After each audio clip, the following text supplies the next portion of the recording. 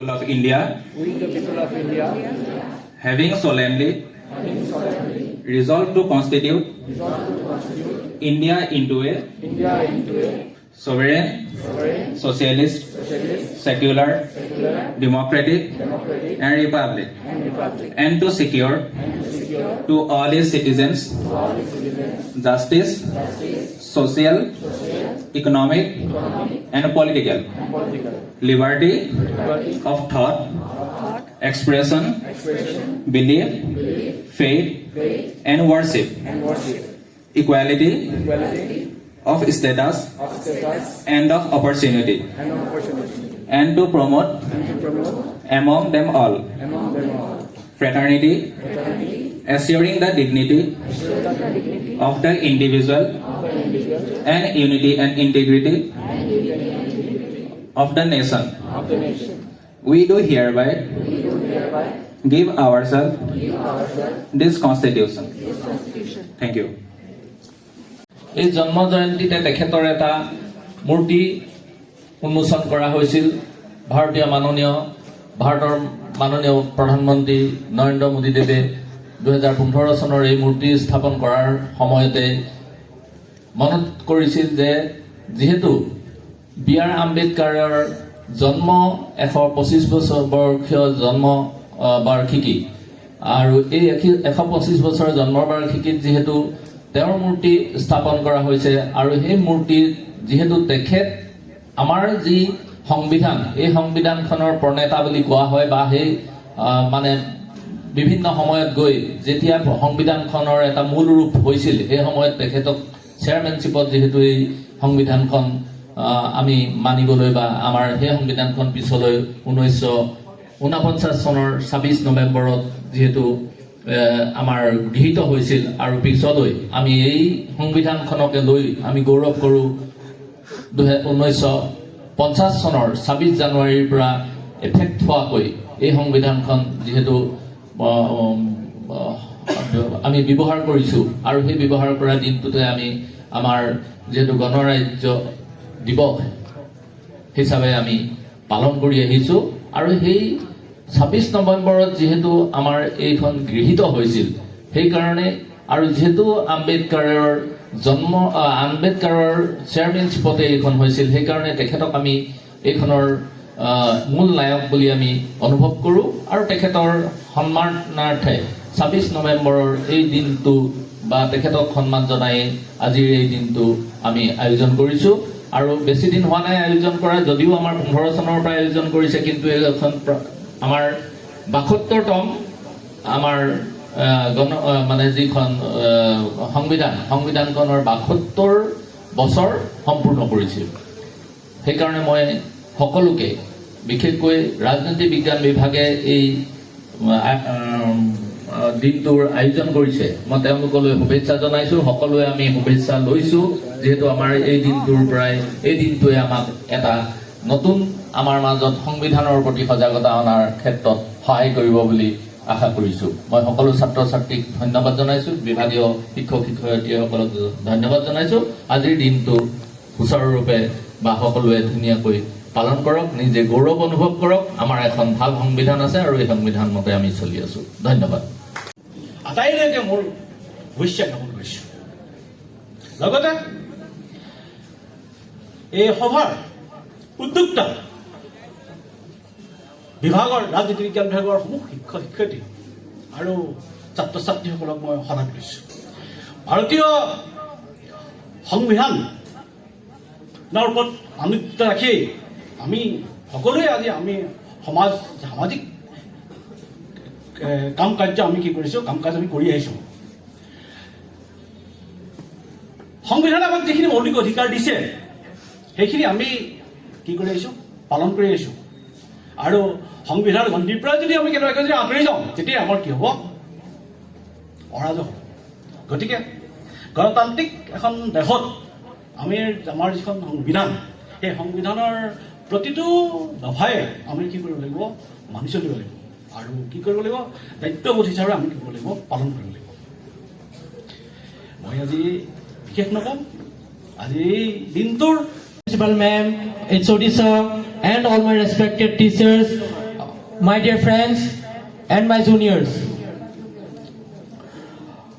First of all, I would like to wish you a very, very happy Constitution Day. Today is a red letter day for us and India, because on this day of the 1949, the heart and soul of India, the Constitution of India was adopted by the Constituent Assembly, headed by the Dr.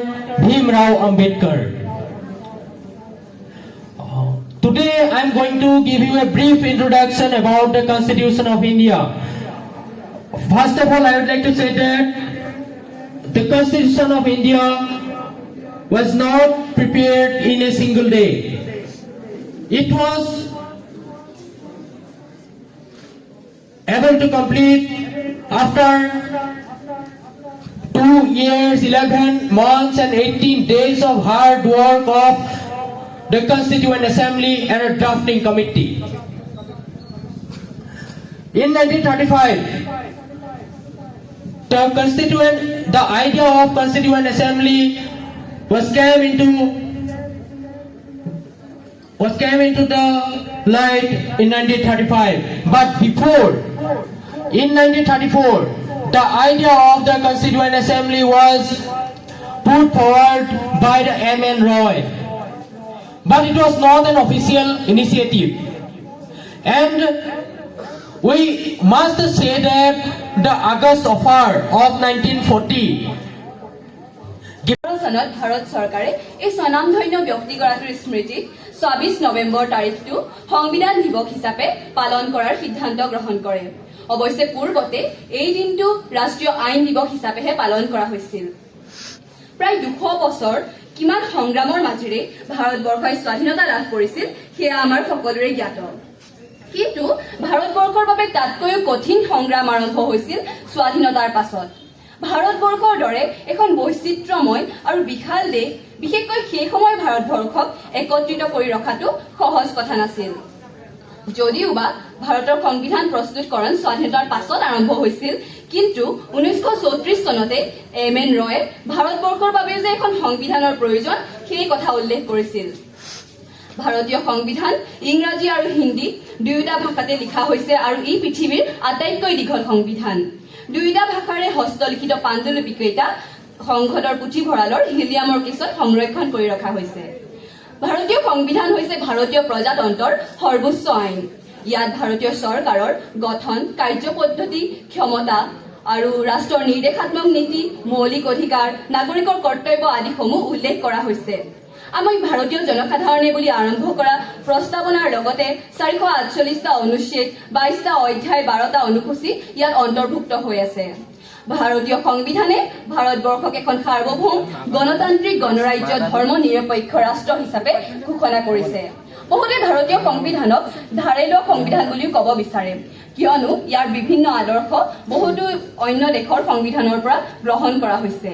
তদুপৰি সময়ৰ লগে লগে সংবিধানৰো সংশোধনৰ প্ৰয়োজন আৰু ভাৰতীয় সংবিধানত এই কথাৰ প্ৰতি গুৰুত্ব দিয়ে 368 নং অনুচ্ছেদ অনুসৰি সংশোধন পদ্ধতিৰ কথা উল্লেখ কৰা হৈছে। সেয়ে ভাৰতীয় সংবিধানক আমি জীৱন্ত দলিল বুলিও ক'ব পাৰোঁ। ভাৰতীয়সকলৰ মাজত থকা একতা, ভাতৃত্ববোধৰ অন্তৰালতেই আছে ভাৰতীয় সংবিধান। ডক্টৰ ভীমৰাও আম্বেদকাৰে কৈছিল, আইন হৈছে ৰাজনৈতিক শৰীৰৰ বাবে ঔষধ। যদি ৰাজনৈতিক শৰীৰৰ বেমাৰ হয় তেনেহলে ঔষধেহে ইয়াৰ কামত দিব। ভাৰতৰ সুস্থিৰভাৱে পৰিচালনা কৰিবলৈ বা কোনো অৰাজকতা সৃষ্টি হলে ঔষধৰ প্ৰয়োজন, অৰ্থাৎ সংবিধানত উল্লেখিত আইনৰ প্ৰয়োজন। কিন্তু বৰ্তমান বহু ক্ষেত্ৰত যদি আমি দেখো, বহুতো লোকে নিজৰ স্বাৰ্থ সিদ্ধিৰ বাবেই হওক সংবিধানৰ বিভিন্ন প্ৰশাসনিক উপাধ্যক্ষ মহোদয়, শৈক্ষিক উপাধ্যক্ষ মহোদয়, আমাৰ বিভাগৰ জ্যেষ্ঠ অধ্যাপক শ্ৰদ্ধাৰ বিদ্যেশ্বৰ কুলি ডাঙৰীয়া, আমাৰ বিভাগৰ অধ্যাপকসকল, ডক্টৰ প্ৰমোদ চন্দ্ৰ দত্ত দৰ্শন বিভাগৰ অধ্যাপক, মোৰ মৰমৰ ছাত্ৰ ছাত্ৰীসকল, আজি আমি সংবিধান দিৱস উদযাপন কৰিবলৈ আগবাঢ়িছোঁ।